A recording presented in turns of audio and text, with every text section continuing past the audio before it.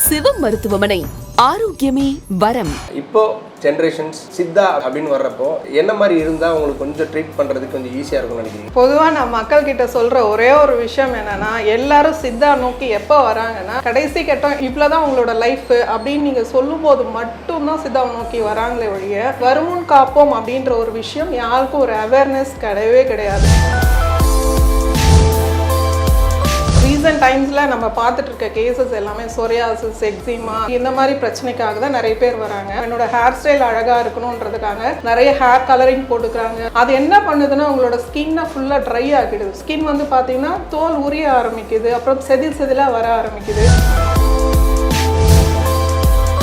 பருவம் அடையக்கூடிய காலத்தில் ஹார்மோனல் சேஞ்சஸ்னால எல்லாருக்குமே பிம்பிள்ஸ் ப்ராப்ளம் வரும். ஸ்கின்னாலே நம்ம ஹைட்ரேட்டாக வச்சுக்கணும். எப்பயுமே தண்ணி நிறைய குடிக்கணும். ஈரத்தன்மை அதிகமாக இருக்கும். ரொம்ப ஆயில் செக்ரேஷன்ஸ் அதிகமாக இருந்தால் ஒரு நாளைக்கு 2 வேளை ஃபேஸ் வாஷ் பண்ணுறது ரொம்ப நல்லது. உள்ளுக்கு பிளட் பியூரிஃபிகேஷன் பண்ணுறதுக்காக நிறைய பழ வகைகள் அதிகமாக எடுத்துக்கோங்க.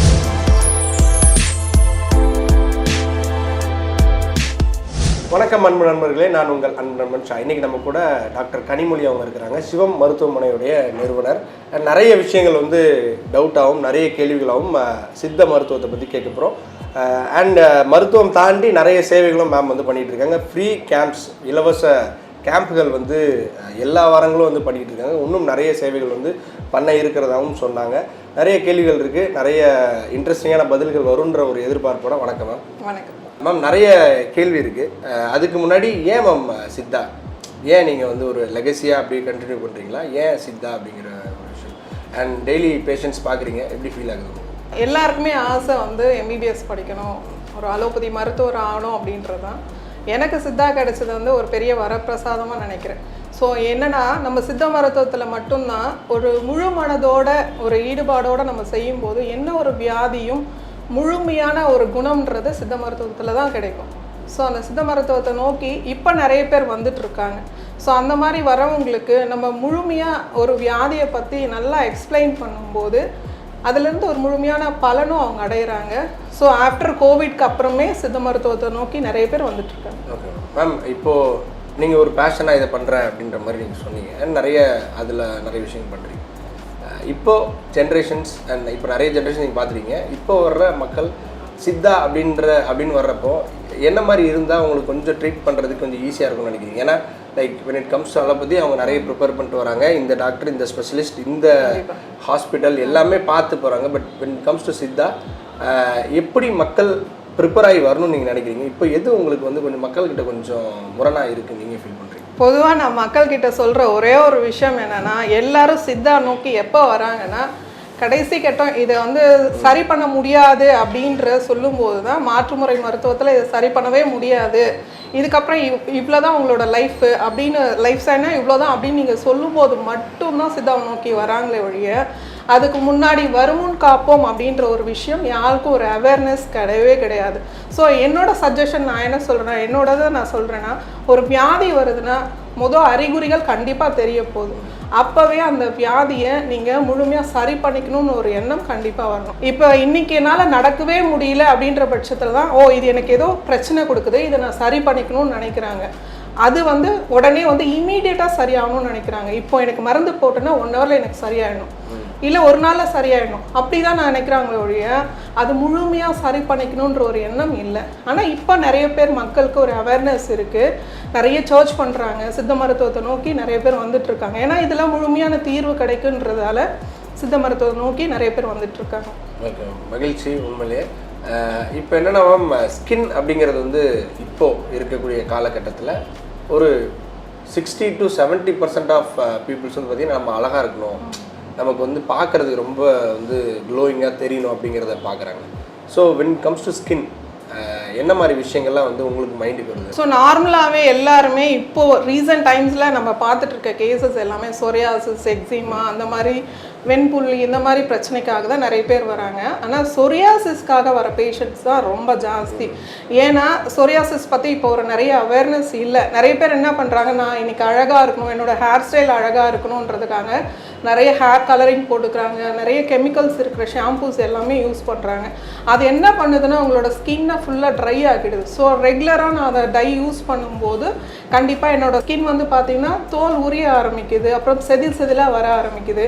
ஆனால் அவங்களுக்கு அப்போயுமே அழகு தானே முக்கியமாக தேவைப்படுது. அதனால் அதை ரெகுலராக யூஸ் பண்ணும்போது ஃபஸ்ட்டு தலையில் ஆரம்பிக்குது, காதில் ஆரம்பிக்குது, அப்போ பாடி ஃபுல்லாகவே ஆரம்பிக்குது. ஸோ அழகை தாண்டிலும் நீங்கள் ஸ்கின்காண்டி இம்பார்ட்டன்ஸ் கொடுக்கணுன்றது தான் என்னோட சஜஷன். பெண்களுக்கு வந்து பிரச்சனை என்னன்னா, நம்ம ஸ்கின்னு வந்து பிம்பிள்ஸ் இல்லாமல் இருக்கணும், நல்லா வந்து ஒரு ஹீரோயின் டோனில் இருக்கணும் அப்படிங்கிறது அவங்களுடைய தாட்டாக இருக்குது. அண்ட் அவங்களுக்கு வந்து அந்த அண்டர் ஐ பிளாக் இது வந்து அவங்களுக்கு இஷ்யூவாக இருக்குது. இது எப்படி அவங்க வந்து எதனால் அவங்களுக்கு இப்படி மாறுது, லைக் பிம்பிளாக எதுக்கு மாறுது அண்ட் அண்டர் ஐ எதனால் வருது அண்ட் எப்படி இதை ஓவர் கம் பண்ண அவங்க? இப்போ நான் சொல்ல போகிறது லேடிஸ்க்கு மட்டும் இல்லை, ஜென்ஸ்க்குமே பிம்பிள்ஸ் இருக்குது. பிம்பிள்ஸ் இல்லாத ஃபேஸே இல்லை. ஒரு கொஞ்சம் கவலை இல்லை மேம், அவங்க ரொம்ப கவலைப்படுறாங்க. ஆமாம், பருவம் அடையக்கூடிய காலத்தில் ஹார்மோனல் சேஞ்சஸ்னால எல்லாருக்குமே பிம்பிள்ஸ் ப்ராப்ளம் வரும். ப்ளஸ்ட்டு என்ன செய்யணும் அப்படின்னா, நிறைய வாட்டர் இன்டேக் யாருமே எடுக்கிறது இல்லை. இப்போ ஸ்கூல் கோயிங்கில் தான் அந்த ப்ராப்ளம் அதிகமாக வருது, காலேஜ் போகிறவங்களுக்கு தான் இந்த ப்ராப்ளம் அதிகமாக வருது. என்னென்னா ஸ்கின்னுனாலே நம்ம ஹைட்ரேட்டாக வச்சுக்கணும், எப்பயுமே தண்ணி நிறைய குடிக்கணும், ஈரத்தன்மை அதிகமாக இருக்கணும். இன்னொரு விஷயம் பார்த்தீங்கன்னா, கண்ணில் பார்த்தது எல்லாத்தையும் வாங்கி சாப்பிட்றது, நிறைய பேக்கெட் ஐட்டம் சாப்பிட்றாங்க, நிறைய ஃப்ரை பண்ண ஐட்டம் சாப்பிட்றாங்க, நிறைய ஹோட்டல்ஸில் நிறைய சாப்பிட்றாங்க. நமக்கு எது சீக்கிரமாக கிடைக்கும், ரொம்ப டேஸ்ட்டாக கிடைக்கும், இதெல்லாம் சாப்பிட்றாங்களே ஒழிய அது சாப்பிட்றதுனால நம்மளோட ஸ்கின் அஃபெக்ட் ஆகுதுன்ற ஒரு விஷயம் தெரியறதே இல்லை. ஸோ அதெல்லாம் அவாய்ட் பண்ணாங்கனாலே பிம்பிள்ஸ்லேருந்து ஒரு நிரந்தர தீர்வு கண்டிப்பாக கிடைக்கும். எனக்கு வந்து அதெல்லாம் சாப்பிட்ணும், இருந்தாலும் எனக்கு பிம்பிள்ஸ் வரக்கூடாது. இதெல்லாம் சாப்பிடணும், இருந்தாலும் பிம்பிள்ஸ் வரக்கூடாது. அப்போது ஆரோக்கியமாக சாப்பிட்றது ரொம்ப நல்லது. இப்போ நான் சொன்ன தண்ணி குடிக்க முடியும் உங்களால், இதெல்லாம் சாப்பிட்டாலும் தண்ணி குடிக்க முடியும். அப்போ தண்ணி நிறைய குடிங்க. ரொம்ப ஆயில் செக்ரேஷன்ஸ் அதிகமாக இருந்தால் ஒரு நாளைக்கு 2 வேளை ஃபேஸ் வாஷ் பண்ணுறது ரொம்ப நல்லது. உள்ளுக்கு பிளட்டு பியூரிஃபிகேஷன் பண்ணுறதுக்காக நிறைய பழ வகைகள் அதிகமாக எடுத்துக்கோங்க. பழங்கள் நிறைய எடுத்துக்கும் போது உங்களுக்கே நல்ல டிஃப்ரென்ஸ் ஃபீல் பண்ண முடியும். மேம் இதெல்லாம் சாப்பிட்டாலும் இப்போ இந்த டயட்லாம் சொல்கிறாங்க, ஒரு 5 நாள் வந்து இந்த மாதிரி நல்லா ஜங்க் சாப்பிட்டுட்டு ஒரு 3 நாள் சாப்பிடாம ஃப்ரூட்ஸ்லாம் அதிகமாக சாப்பிட்டுட்டா இதுலேருந்து கொஞ்சம் அது எப்படி என்னோட ஆசைக்கு நான் இதையும் சாப்பிடுவேன் எனக்கு பிம்பிள்ஸும் வர முடியாது அப்படின்னா, முதல் நம்ம ஹெல்த் நல்லா இருக்கணும். இப்போ எப்படி நீங்கள் ஸ்ட்ரிக்டாக இருக்கணும், ஏன்னா நம்ம ஃபேஸ் வந்து நல்லா இருக்கணும் அப்படின்னு நீங்கள் நினைக்கிறீங்களே, அப்போ இதெல்லாம் ஃபாலோ பண்ணுங்கள். ஃபாலோ பண்ணால் தான் சரியாகும். ஃபாலோ பண்ணாமல் நான் இதையும் சாப்பிடுவேன் அதையும் சாப்பிடுவேன் எனக்கு எதுவுமே ப்ராப்ளம் வரக்கூடாதுன்னா வாய்ப்பு இல்லை. மேம் இன்னொரு விஷயம் பார்த்தீங்கன்னா, கொஞ்சம் ஒரு 35 வயசு ஒரு 40 வயசு போகிறப்போ காலில் பார்த்தீங்கன்னா அவங்களுக்கு வந்து நிறைய வெடிப்புகள் வர்றதை நம்ம பார்க்க முடியாது. அது ரொம்ப ஒரு அளவுக்கு நடக்க முடியாத அளவுக்கு அவங்களுக்கு வந்து அது பெயினாகவும் மாறுது வீட்டில் இருக்கக்கூடிய எல்லாருக்குமே. இதை நம்ம வந்து வர்றதுக்கு முன்னாடியே சரி பண்ண முடியுமா, வந்ததுக்கப்புறம் எப்படி நம்ம வந்து அதை சரி? இப்போ நான் சொன்னேன் இல்லையா, ஸ்கின்னாலே தண்ணி குடிக்கணுன்ட்டு. தண்ணி கண்டிப்பாக நிறைய குடிங்க. உடம்பில் யாருக்கெல்லாம் பித்தம் அதிகமாக இருக்கும் அவங்களுக்கு கால் வெடிப்பு அதிகமாக இருக்கும். ஸோ ரெகுலராக செப்பல்ஸ் யூஸ் பண்ணும்போது நீங்கள் வந்து ரொம்ப ஹார்டாக இருக்கிற மாதிரி செப்பல்ஸ் யூஸ் பண்ணாதீங்க, ரொம்ப சாஃப்டாக இருக்கணும். ரெகுலராக வந்து ஒன்றுமே இல்லை, ஒரு வெதுவெதுப்பான சுடுதண்ணி ஒரு பக்கெட்டில் எடுத்துக்கோங்க, கொஞ்சமாக சால்ட் போட்டு. நீங்கள் வெளியே எங்கே போயிட்டு வரீங்க, ஹைஜீனிக்காக இருக்கணுன்றது ரொம்ப முக்கியம் இல்லையா? ஸோ நம்ம ரெகுலராக ஒரு 10 மினிட்ஸ் அந்த வாட்டரில் நீங்கள் வச்சுட்டு லைட்டாக ஸ்க்ரப் பண்ணிங்க அப்படின்னாலே அந்த டெட் செல்ஸ் ரிமூவ் ஆகிடும். அதுக்கப்புறம் கால் வந்து ரொம்ப மாய்ஸ்சர் ரொம்ப முக்கியம், ஈரத்தன்மை அதிகமாக முக்கியம். இப்போ நம்ம குளிச்சு முடித்த உடனே நம்ம ஸ்கின் வந்து ரொம்ப வெட்டாக இருக்கும் போதே ஏதாவது ஒரு கோகோனட் ஆயிலோ இல்லை ஒரு பாதாம் ஆயிலோ அப்ளை பண்ணிங்கன்னா வெடிப்பு அதிகமாக வர்றதுக்கு வாய்ப்பு இல்லை.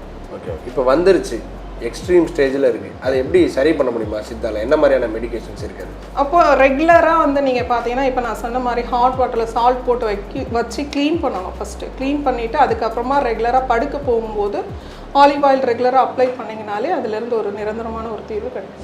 ஹேருக்கு நம்ம வந்து எப்படி மெயின்டைன் பண்ணலாம்? ஹேர் வாஷ் பண்ணும்போது ரொம்ப கெமிக்கல்ஸ் அதிகமாக யூஸ் பண்ணாமல் நம்ம சிகக்காய் யூஸ் பண்ணுறது ரொம்ப நல்லது. அதே மாதிரி ஆயில் ரெகுலராக அப்ளை பண்ணணும். ஒரு கைப்பிடி அளவுக்கு கருவேப்பிலை, ஒரு 2 பேரிச்சம்பழம் ஜூஸ் மாதிரி எடுத்துக்கிறது ரொம்ப நல்லது. இந்த ஃபுட்டே நீங்கள் ஒரே டைமில் சாப்பிட்றப்போ ஸ்கின் ப்ராப்ளம்ஸ் வந்து வரும் அப்படின்ற மாதிரி. பிரியாணி செய்கிறோம் அப்படின்னா கண்டிப்பாக தயிர் அதில் இன்க்ளூட் பண்ணுறாங்க. ஸோ தயிர் பச்சடி வந்து பிரியாணியோட தான் சாப்பிடணுன்றது அவசியம் இல்லை. சிலர் வந்து நம்ம சப்பாத்தி அந்த மாதிரி ரைத்தா எடுத்துக்கும் போதும் கூட சேர்த்து சாப்பிட்றது நல்லது தானே. ஸோ எப்போ எடுத்துக்கணுன்றது தான் முக்கியம். நைட்டு 12 மணிக்கு ஒருத்தர் பல் வலிக்குதுன்னா அவரால் இப்போ ஹாஸ்பிட்டல் கூட போக முடியாது. அவங்க என்ன பண்ணணும்? எப்பயுமே வீட்டில் எல்லாருக்கும் கிராம்பு இருக்க போது கிராம்பை நல்லா பவுடர் பண்ணி எந்த இடத்துல வலி இருக்கோ அந்த இடத்துல வச்சிங்கன்னா இமீடியட்டாக நிற்கும். இல்லை சித்தா ஃபார்மசியில் பார்த்தீங்கன்னா கிராம்பு தைலம்னு இருக்குது. லைட்டாக பட்ஸில் எடுத்து நீங்கள் அந்த பல் வலி இருக்கிற இடத்துல அப்ளை பண்ணிங்கனாலே வித்தின் 2 மினிட்ஸில் உங்களுக்கு வந்து பெயின் சப்சைட் ஆகிடும்.